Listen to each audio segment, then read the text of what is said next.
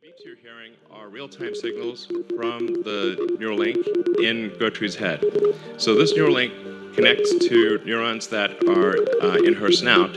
So whenever she snuffles around and touches something with her snout, that sends out neural spikes, which are detected here.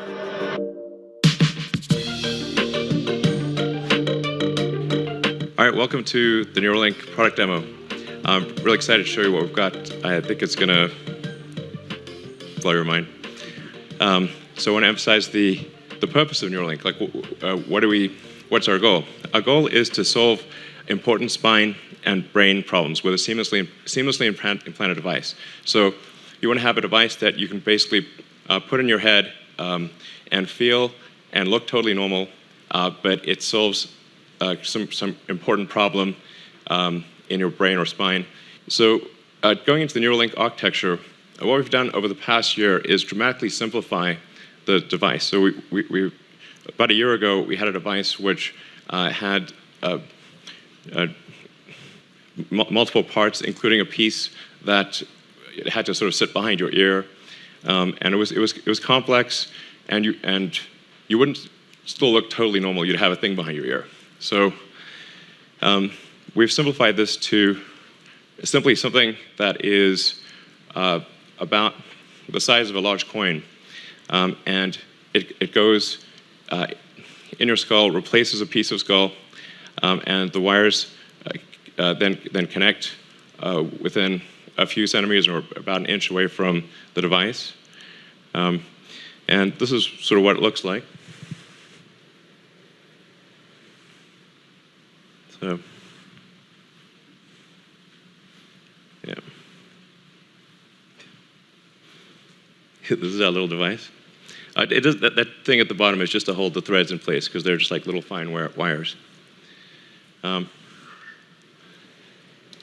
mean, frankly, to sort of simplify this, what we're, I mean, it's more complicated than this, but it's, in a lot of ways, it's kind of like a Fitbit in your skull with tiny wires.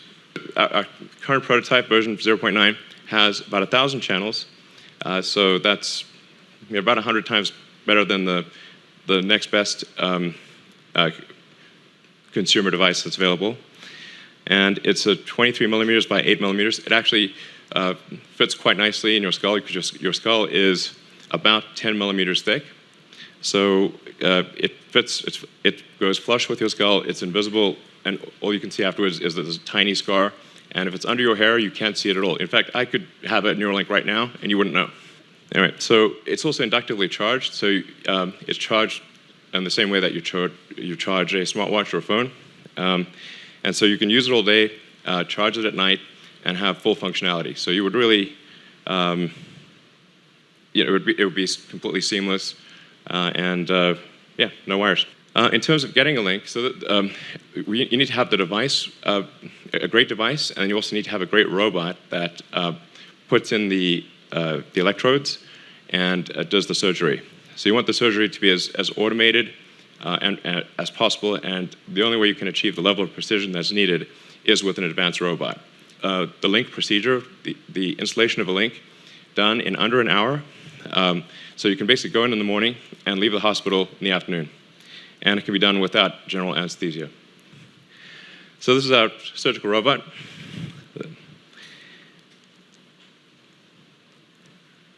And we actually ultimately want this robot to do essentially the entire surgery. So in everything from incision, removing the skull, inserting the electrodes, placing the device, and then closing things up and having you ready to leave. So we want to have a fully automated system. So this shows you at sort of close-up view, which I think is actually not too gruesome, of the electrodes being inserted in the brain. And if you look closely, you'll see that it's a little counterintuitive that if the electrodes are inserted very carefully, that there's no bleeding. And so if you have very tiny electrodes, and if they're inserted very carefully, so that the robot actually images the brain and makes sure to avoid any veins or arteries so that the electrodes can be inserted with no noticeable damage. So you will have no noticeable neural damage in inserting the link. So does it actually work? And what I'm excited to show you, I call it like the Three Little Pigs demo. And if our animal handlers, we're bringing out the pigs. And what we're going to show you is well, I'll walk right over and show you. So what we have in pen number 1 is Joyce. And she does not have an implant. Obviously healthy and happy. We're trying to get Gertrude out. And this is how you know it's a live demo. So here's Dorothy. And in the case of Dorothy, Dorothy used to have an implant, and then we removed the implant. So this is a very important thing to demonstrate is reversibility. So if you have a Neuralink, and then you decide you don't want it, or you want to get an upgrade, and the Neuralink is removed, is it removed in such a way that you are still healthy and happy afterwards? And what Dorothy illustrates is that you can put in the Neuralink, remove it, and be healthy, happy, and indistinguishable from a normal pig. Oh, thanks, Dorothy. Here we go. Great. Okay. Great. Okay. This is a high-energy pig. All right. Gertrude, thanks for coming out. So what the beeps you're hearing are real-time signals from the Neuralink in Gertrude's head. So this Neuralink connects to neurons that are in her snout. So whenever she snuffles around and touches something with her snout, that sends out neural spikes, which are detected here. And so on the screen, you can see each of the spikes from the 1,024 electrodes. And then if she snuffles around, touches her snout in the ground, or you kind of feed her some food, pigs love food, then you can see the neurons will fire much more than when you're not touching the snout. And that's what's making the beeping sound. All right, cool. So as you can see, we have a healthy and happy pig, initially shy, but obviously high energy and kind of loving life. And she's had the implant for 2 months. So this is a healthy and happy pig with an implant that is 2 months old and working well. Yeah.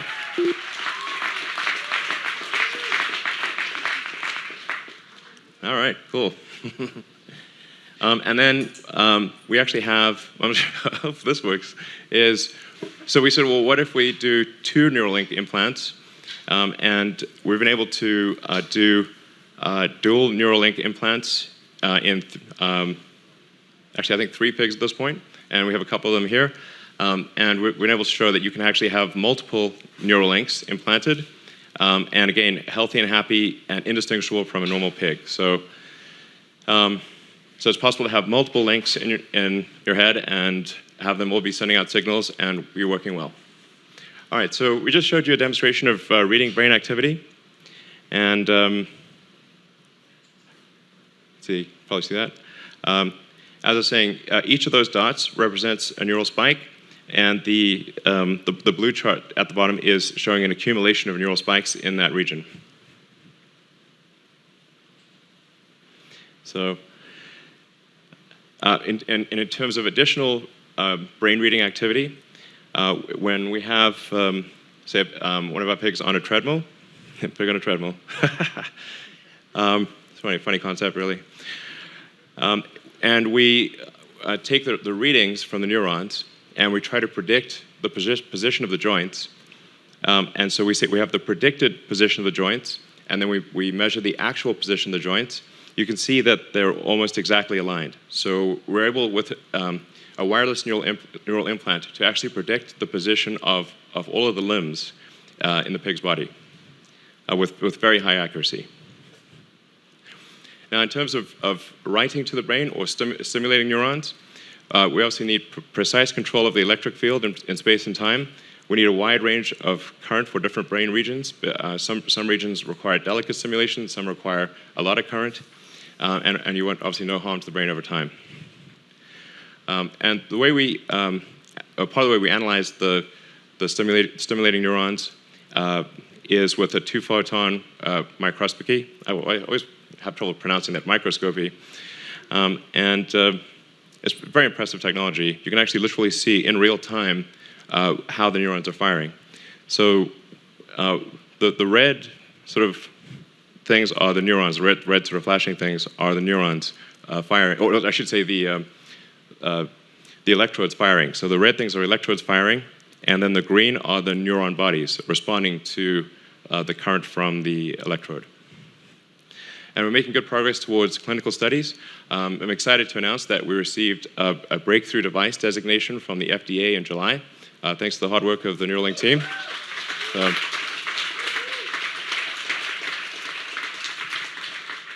So I want to be clear, we're working closely with the FDA, and we'll be extremely rigorous. In fact, we will significantly exceed the minimum FDA guidelines for safety. We will make this as safe as possible. But what are some likely first applications? So our first clinical trial is aimed at people with paraplegia or tetraplegia, so cervical spinal cord injury. We're going to enroll, we plan to enroll a small number of patients to make sure the device is safe and that it works in that case.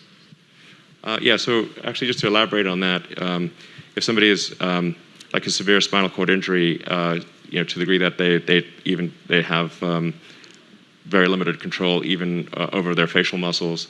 I think something that's very exciting as a long-term application is if you can sense what somebody's trying to do with their limbs, what they want to do with their limbs, then you can actually do a second implant that's at the base of the spine or wherever, just after wherever the spinal injury occurred, and you can create a neural shunt. So I think long-term, I'm confident that long-term it will be possible to restore somebody's full body motion. Another question from Twitter, will you be able to save and replay memories in the future? Yes, I think in the future you will be able to save and replay memories. I mean, this is obviously sounding increasingly like a Black Mirror episode, but well, I guess they're pretty good at predicting.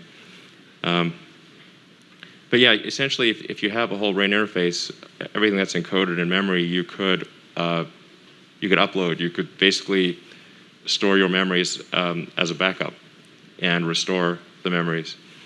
And ultimately, you could potentially download them into a new body or into a robot body. The future is going to be weird. One common theme that's been coming up a lot on these Twitter questions coming in is that of availability. And so Matthias has a specific question on this, which is, any estimate of how much it will cost at launch and what price it will reduce to over time? Well, I think at launch, it's probably going to be, I would say that's not really representative, because at first, I think it's going to be quite expensive, but that price will very rapidly drop. And I think over time, we want to get the cost obviously down as low as possible. But I think inclusive of the automated surgery, I think we want to get the price down to a few $1,000s, something like that. And I think that's possible. I think it should be possible to get it similar to LASIK, and then the device electronics itself, I think will not be very expensive. Because it actually does use a lot of the parts that are made in extremely high volume in tens of millions of units for smartphones and smartwatches and wearables in general.